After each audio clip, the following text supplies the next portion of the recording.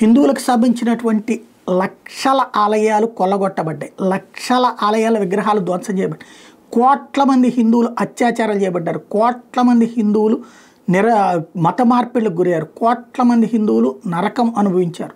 అయినా హిందూలో దేశం వచ్చింది, లేకపోతే భారతదేశం స్వతంత్రం వచ్చింది అని చెప్పి ముస్లింల మీద దాడులకు వెళ్ళాలా?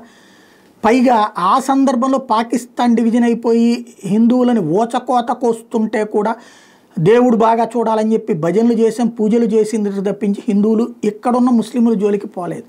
కానీ ఒక్క బాబర్ అనే దుర్మార్గుడు రామాలయాన్ని ధ్వంసం చేసి అక్కడ మసీదు కడితే 100 ఏళ్లకు పైగా న్యాయ పోరాటం చేసి సాధించినటువంటి ప్రదేశంలో ఇప్పుడు అయోధ్య రామ మందిరం కడితే ఆ ఒక్కటి జీర్ణించుకోలేని పరిస్థితుల్లో ముస్లిం మత పెద్దలు కొంతమంది ఉన్నారు. దానికి సాక్ష్యం మౌలానా సాజిద్ రషీది. ఈయన గారు తాజాగా చెప్తున్నటువంటి అంశం ఏంటయ్యా అంటే ఒక 2050 నాటికో 2100 నాటికైనా సరే లేదా 50 ఏళ్ళైనా 100 ఏళ్ళైనా ఇది ముస్లిం దేశం అవుతుంది, మా జనాభా క్రమంగా పెరుగుతుంది, పెరిగిన తర్వాత మేము ఫుల్ ప్లెడ్జ్డ్ అయ్యాక అక్కడ రామ మందిరాన్ని ధ్వంసం చేసి మళ్ళీ మసీదు కడతాం అని ప్రకటిస్తున్నారు.